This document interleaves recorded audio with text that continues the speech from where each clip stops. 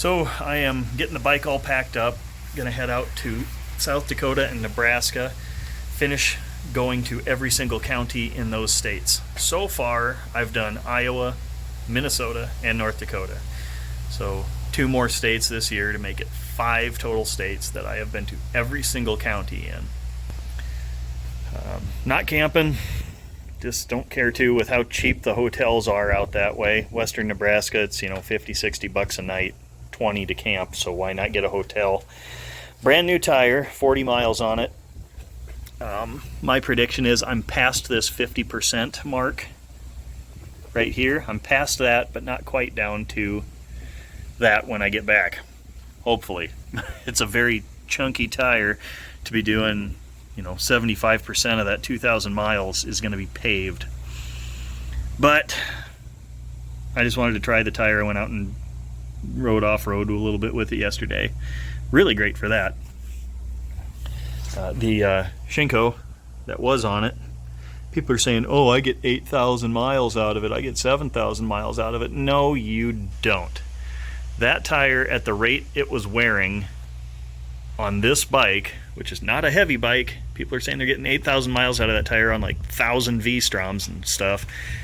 This bike would kill that tire in less than 5,000 miles, like 4,100 I think is what my calculation came out, because I measure the tire as it wears from new. So hopefully this one lasts. Heidenau K60 on the front had I think it's got 11,000, no, it's 12,000 something miles on it now, and it's not that bad.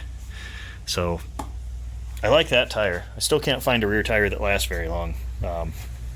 It's all the horsepower. The Heidenau K60 rear went like 6,500, and I took it off because it wasn't going to make it like another 2,500 based on the wear calculation I was doing. So a lot of my tire changing happens because I got a trip coming up, which is why this one happened. But yeah, 3 days worth of granola bars and dehydrated meals, and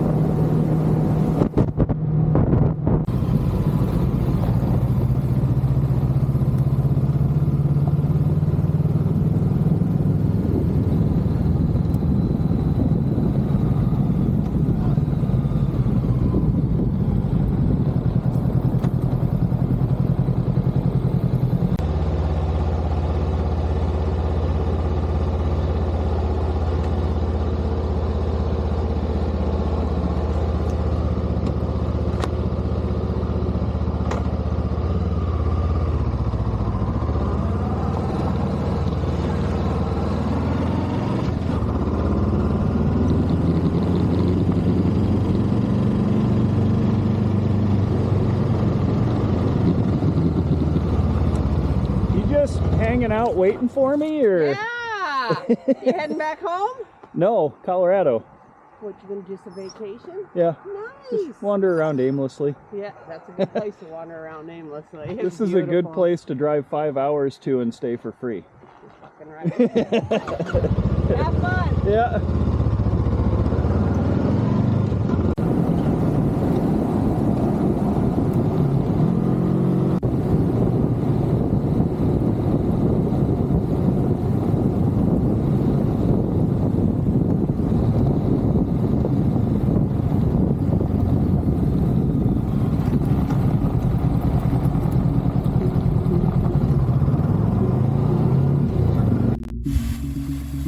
So I have never seen this area completely dry. Usually there's a creek running through here, at least a little bit. So you can, I'll zoom in on it, but back there it looks like they put in a new dam of some sort. But this whole area just smells horrific because it's full of these invasive grass carp that ran out of water, ran out of oxygen. There's still stuff swimming around down there, but I can't tell if it's frogs or some kind of like a chub of some sort or if it's actually some little grass carp left in there, but there's a bald eagle and a couple buzzards around here. There's plenty for them to eat.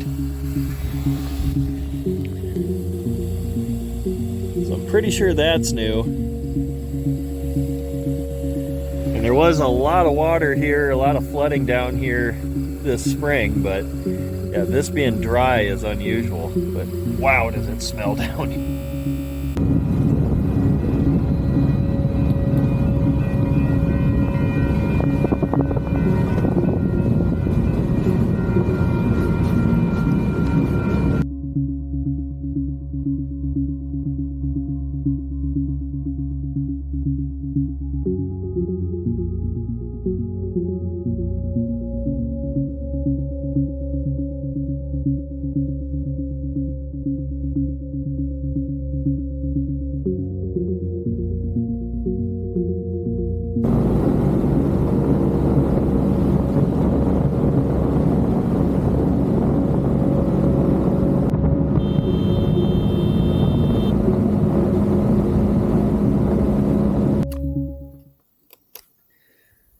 So I stopped in this nice scenic road stop in Nebraska to have lunch, and I realized I brought stuff to make lunch with, except for one thing.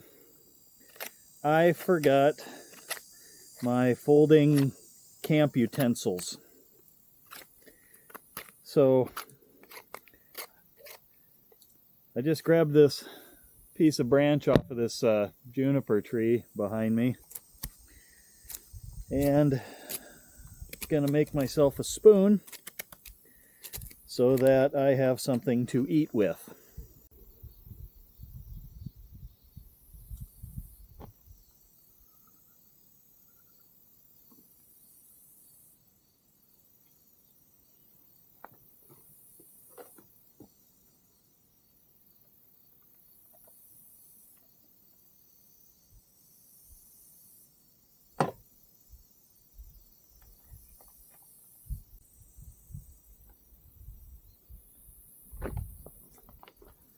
Well, while my lunch here was cooking or soaking up water, I made this out of a juniper tree branch, and it was okay, but it's not really much of a scoop. So I took a piece of tree bark and scraped it down, so now I have a spoon to eat with. I forgot it at home. I remembered everything except for the collapsible utensils.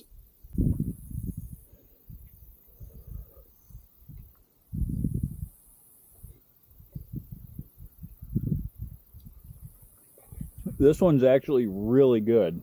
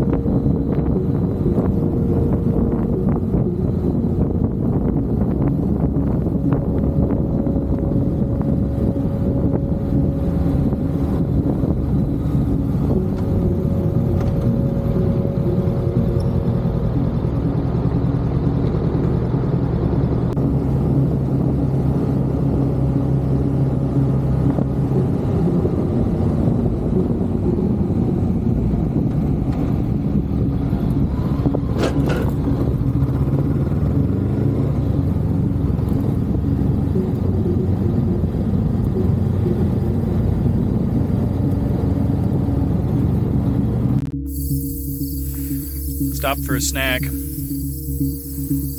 Apparently the Willa Cather grew up around here. The character for My Antonia was based on someone that lived in this area. Kind of neat. Lots of locusts, lots of grasshoppers.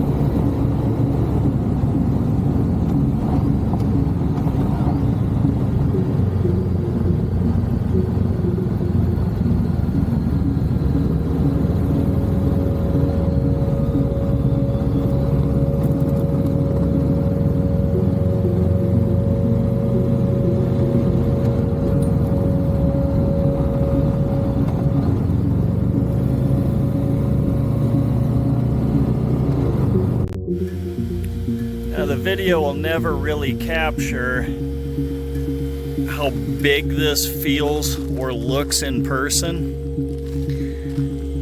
but yeah, it's pretty cool.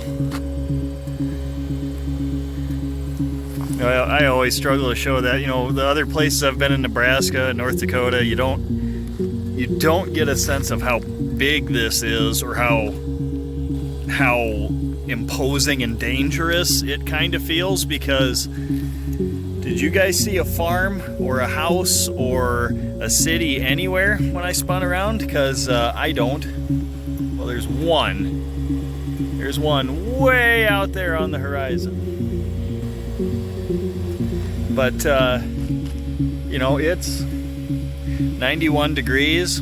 It's 30, 40 miles to any town. That's what people kind of underestimate about this. Because, yeah, it's not as treacherous as, like, you know, the really windy roads in parts of Wisconsin or, you know, the canyons in California, or, you know, it doesn't have the sheer drop-offs of the Colorado mountains. But,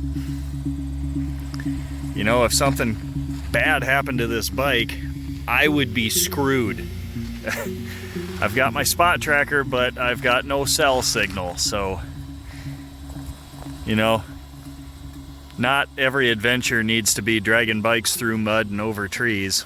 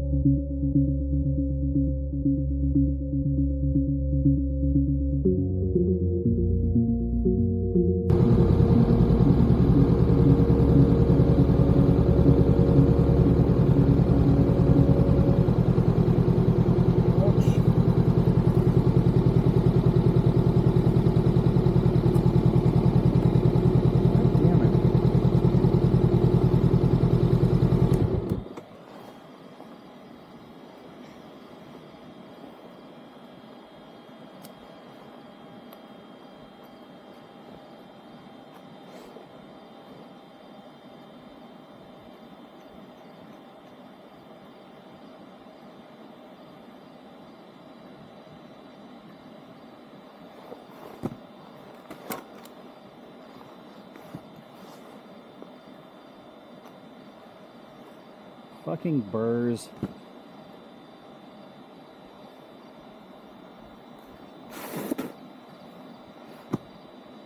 That one's in my hand. Through a leather glove. into my hand.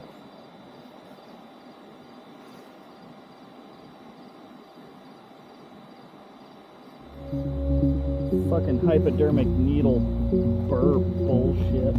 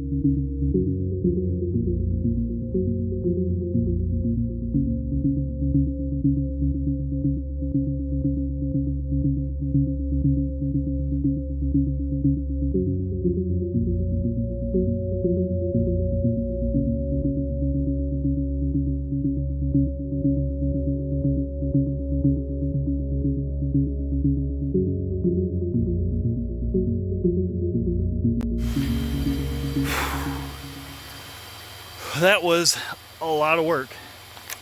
First and second gear, a lot. Sliding the back tire a lot of work getting through that. And these damn things, cockle burrs or whatever you want to call them, if I can get it to focus. I don't want to even get close to these things. They stick into rubber. They stick into leather. The damn things they went through these leather gloves. Try and get that with my fingernail. They went through these leather gloves and stabbed me in the hand.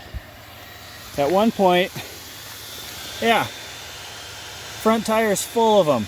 And I've been driving down gravel, just full of those little things.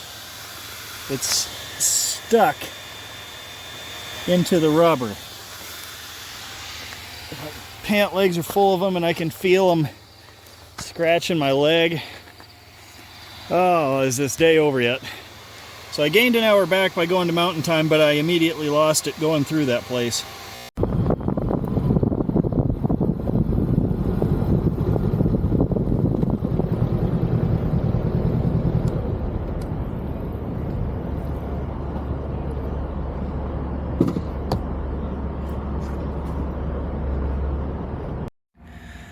Well, 640 miles today, and about 160 of that was gravel, and at least 10 miles of that was actual off-road, like two-track trail, washed out roads off-road. So I've got a pounding headache because I haven't had any pop today. Yes, you can have a chemical dependency on caffeine and yellow number 5. But I'm gonna clean all the bug guts off my glasses and take a shower and sleep because I'm exhausted. We are unfortunately close to the interstate in Ogallala, Nebraska here, and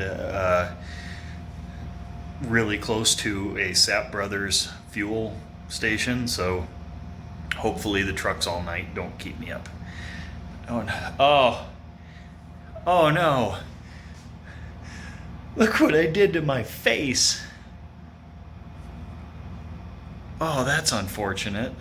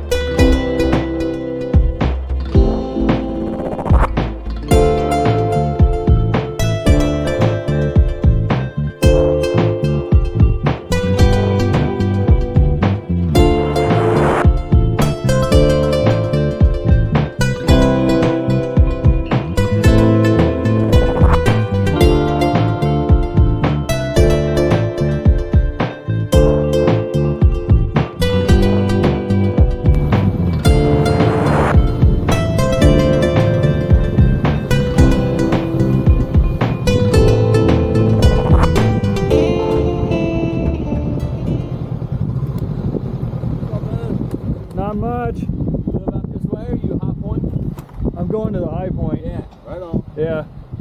Number 19 for me. Oh, 19? Yeah. You've done 19 of them? Yeah. Yeah.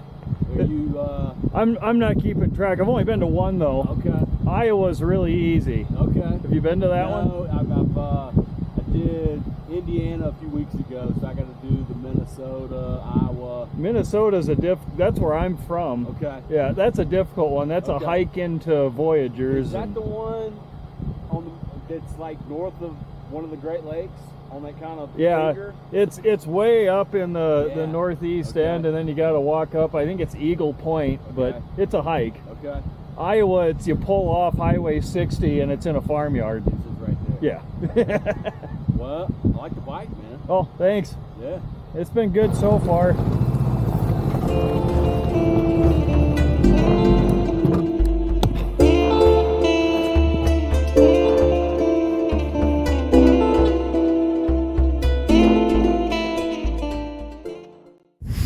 Well, the tri-state marker, it's foot traffic only.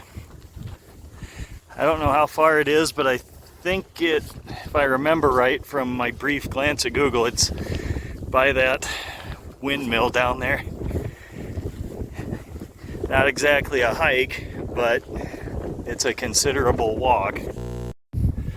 Also, I'm pretty sure all these little things I'm seeing out here, I think those are missile silos. There's a lot of them out here. You know, if there weren't people here, there's a car parked back there.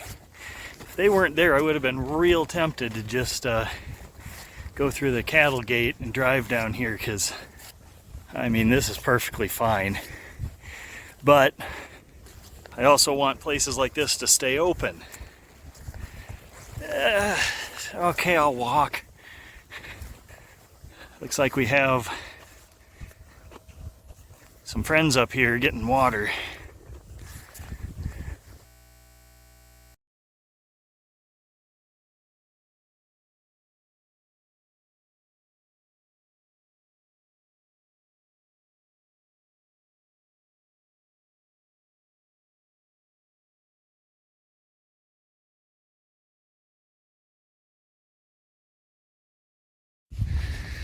Well, I didn't take any video back there, but I'll put some pictures up.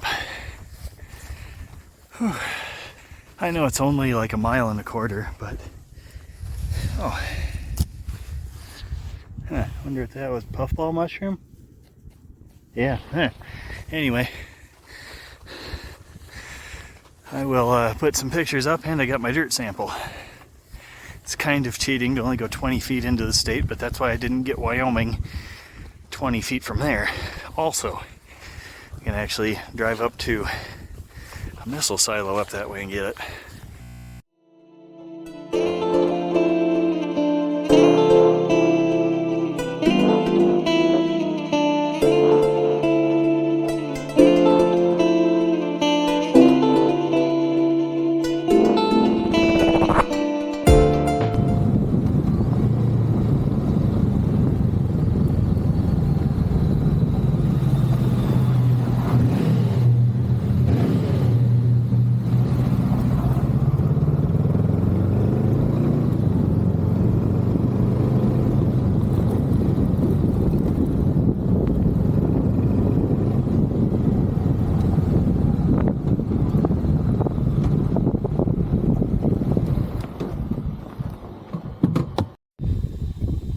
So this bridge is original to the Lincoln Highway, which the modern Highway 30 is just right on the other side of those tracks. But also there's a cool bridge there that I'll show you.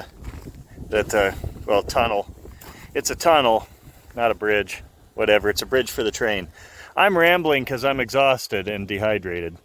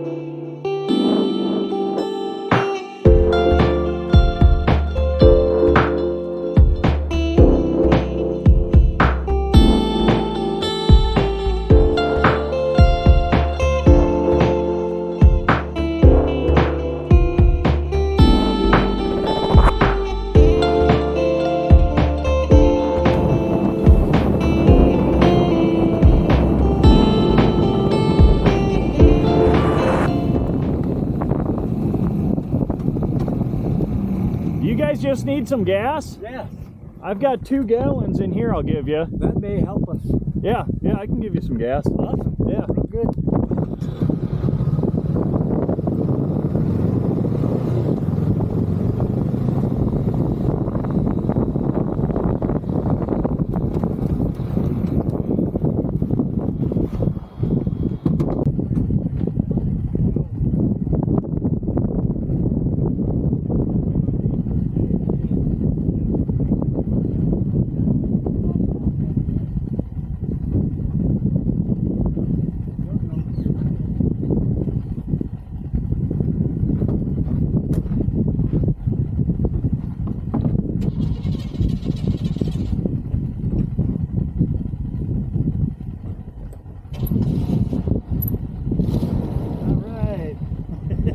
Where are you from? Minnesota. Really? Where are you headed?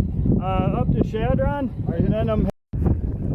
So that guy in the Kubota disappearing over the horizon there is, where is it? That ranch, and these guys were just at a rock show, not music, like rocks. And they ran out of gas on the way back because they took one too many side trips. So I got them 2 gallons and they're off towards Scottsbluff. And I all 3 of them tried to get, the rancher and the 2 of the guys in the truck tried to give me money. I said, no, it's my good deed for the day. So I've got plenty of gas to get up to Shadron today. So that was neat that I could help.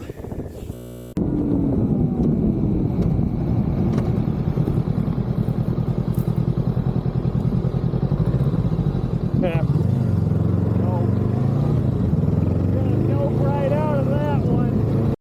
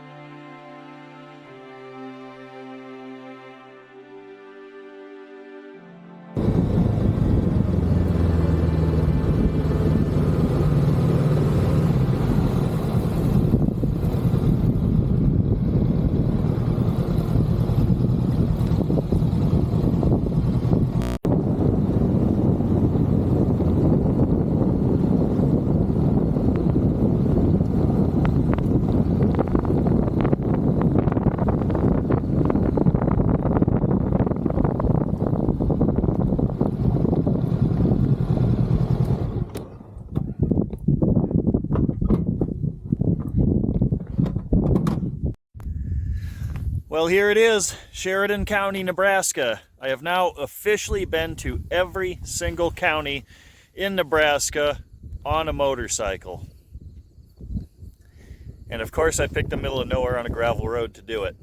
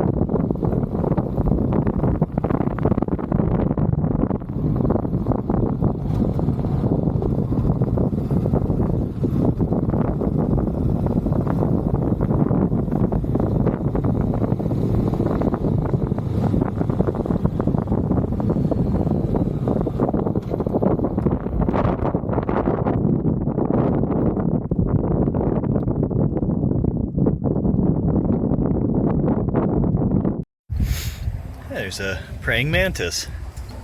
But I stopped east of, where am I? East of Mission and Antelope and south of Winter. But I stopped at this way station because it's so windy, it's ruining my neck. And the problem I've got is if I have the visor open on the helmet, if I've got it open, the wind can't grab that whole side of the helmet and wrench my head over. But then it's so windy that it's drying my eyes out and making them water and I can't see. And then if I close it, I can see, but then the wind is grabbing the helmet and yanking my head over, so I have to keep it at a 45-degree angle to my direction of travel, which is no good. So I've been just holding my head in place with my hand as I'm driving. Also not good, because then my right arm, which actually is starting to feel kind of heavy from holding the phone, my right arm's taking all the punishment, and it was already a little iffy this morning with my fingers not wanting to grab because they're tense from riding, and my shoulder from steering. So yeah, not good. And I've been through these vicious South Dakota winds before, you know, many times, but see, it's shaking that whole pole. You know, I've been through these vicious winds before lots of times. The worst one other than today was when I was 17 and I was on my way to Sturgis with my dad. The wind was blowing out of the south like it is now. It was blowing all that heat across my 4-cylinder Yamaha Seika, which was air cooled. And I actually got a 2nd-degree burn on my right knee just from heat off the engine. I noticed it when the blister popped and made my denim jeans wet. Luckily this bike doesn't have heat problems like that one, but it's still super windy and miserable. I mean, it's pushing me clear across the lane of traffic. Like I'll be on the far right side, almost on the shoulder. Gust of wind will come up and I'll be on the center. You know, not great. But I found a windbreak. I'm gonna make lunch, one of my little dehydrated meals. Maybe. I might just have a granola bar and one of those chicken salad things. Probably that, so I don't have to use fire. Which, I mean, behind a building it'd probably be fine, but I think I'll just do the chicken salad and the granola bar. Oh, I hope this wind dies down. Soon I'll be going north, but oh, it's just miserable right now.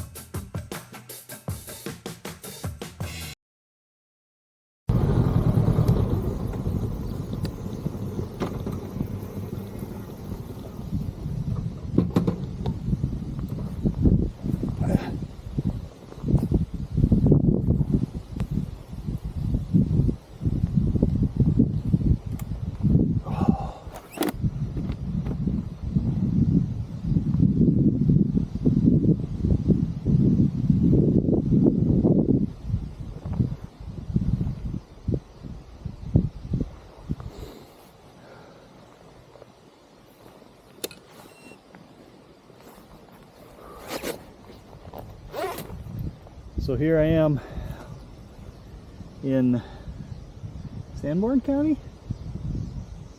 Kingsbury. Try that again. So here I am, Kingsbury County, last one in South Dakota. Officially been to every county in South Dakota on a motorcycle now. I'm exhausted from fighting the wind, and I'm hungry, and it's already 4:30. So I'm gonna stop and eat now and put my roto packs in. The last two gas stations I went past were little co-op style ones with the old school gas pumps that don't work if no one's there, which they're not because it's Labor Day. So put that in here, and then sometime in the next 120 or 130 miles I gotta fill up, and then I can make it the rest of the way home. Yeah. So I tried this one. Doesn't taste like any teriyaki I've ever had. It was fine. It's food, it's energy.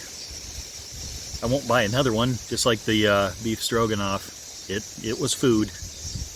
The fajita bowl that I had 2 days ago, that one was pretty good. But yeah. So I'm gonna pack up and get out of here. I forgot the name of the town I'm in. I'll put the name of the town down here. But there's like 5 churches in this town. Little town. Old something or other. There are a lot of churches.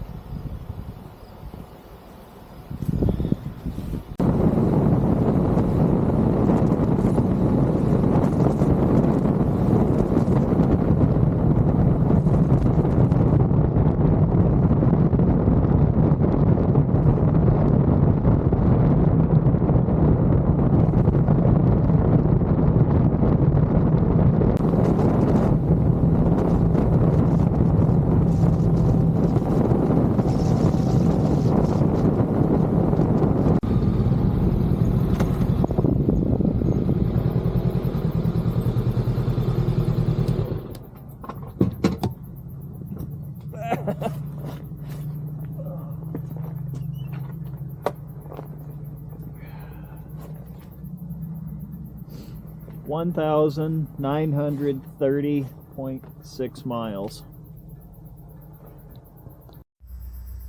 So there's the trip. Got some work to do on the bike. It held up pretty well considering how hard I am on it.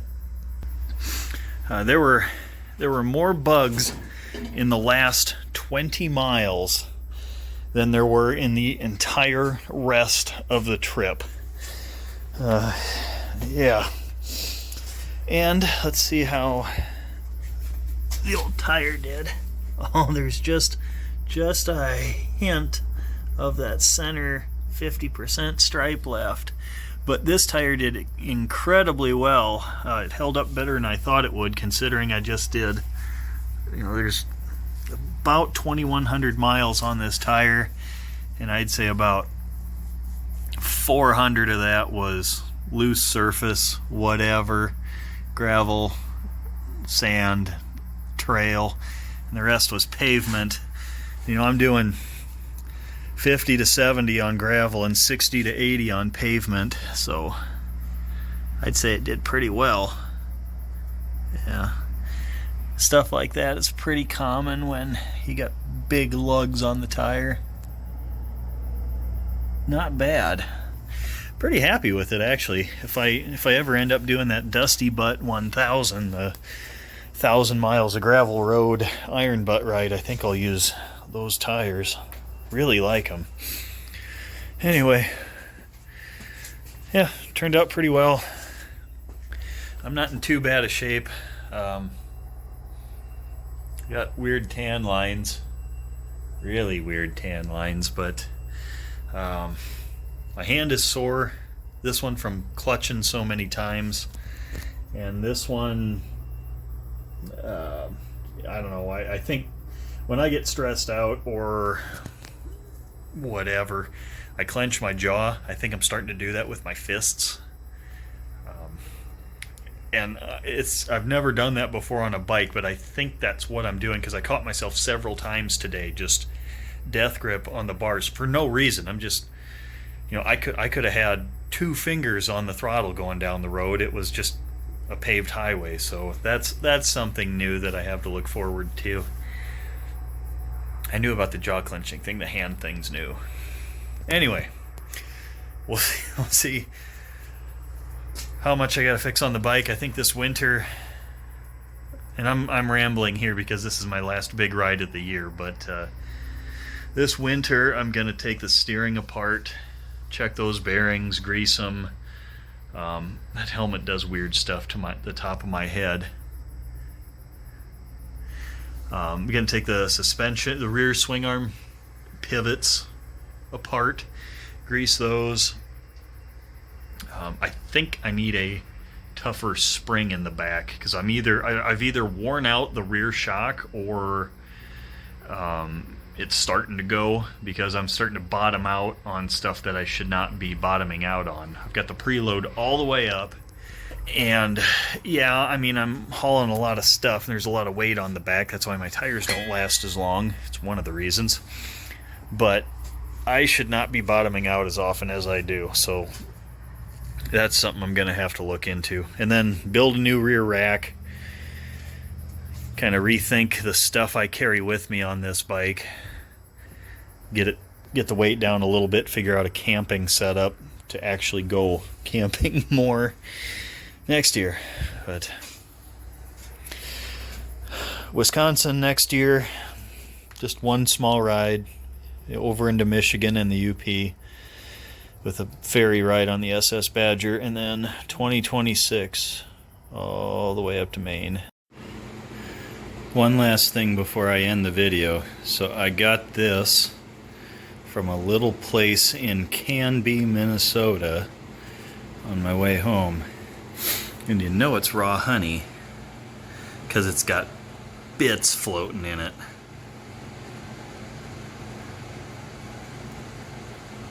Whatever, it's worth a shot. The last big trip I took when I got honey went well, and when I went to Iowa, so I thought I'd grab some Minnesota honey and try that too.